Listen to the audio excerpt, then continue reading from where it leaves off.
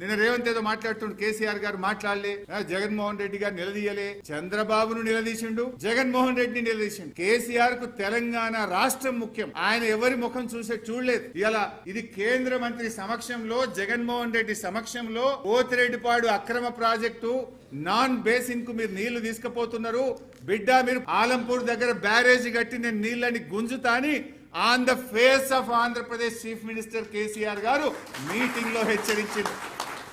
దీన్ని మాట్లాడాడు రేవంత్ రెడ్డి. ఇది చూపాడు. నీకంత ధైర్యం ఉందా? నువ్వు మాట్లాడతావా? ఫస్ట్ ఎపెక్స్ లో ఆనాడు చంద్రబాబు నాయుడు పాలమూరును వ్యతిరేకిస్తే కేసీఆర్ గారు పీపీటీ ఇచ్చిండు. అక్కడ ఇగో చూడు, చంద్రబాబు నాయుడు పాలమూరును దత్తత తీసుకున్నాడు అనే పీపీటీ ఆయన వీడియో ఆయనకే చూపించిండు. బీజేపీ మేనిఫెస్టో చూపించిండు, కాంగ్రెస్ మేనిఫెస్టో చూపించిండు. ప్రధానమంత్రి మహబూబ్ నగర్ కి వచ్చి పాలమూరు ప్రాజెక్టుకు అనుమతులు ఇస్తా అని ప్రధానమంత్రి మాట్లాడిన వీడియో చూపించి బీజేపీ ఒప్పుకున్నది, కాంగ్రెస్ ఒప్పుకున్నది, తెలుగుదేశం ఒప్పుకున్నది, ఎట్లాప్తారు పాలమూరు అని చంద్రబాబు నాయుడు ముఖం మీద బల్ల గుద్ది ఫస్ట్ ఎపెక్స్ కౌన్సిల్ లో మాట్లాడింది.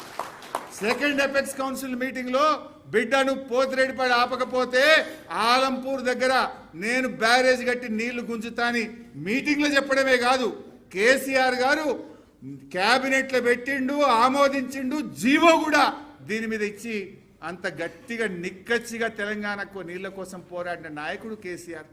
ఎవడన్నా మెడ మీద తలకాయ ఉన్నోడు కేసీఆర్ గారు తెలంగాణకు నీళ్లలో అన్యాయం చేస్తుంటే నమ్ముతాడే? కేసీఆర్ ప్రాణమే ఇచ్చి తెలంగాణ సాధించిన కేసీఆర్ గారు తెలంగాణకు నీళ్లలో అన్యాయం చేస్తాడా? మెడ మీద తలకాయ ఉన్నోడు మాట్లాడే మాటనా? ఇగో రేవంత్ రెడ్డి రాజకీయాల కోసం రాష్ట్ర ప్రయోజనాల్ని కూడా ఫనంగా పెడతా ఉన్నాడు. అంటే ఇంత చిల్లరగా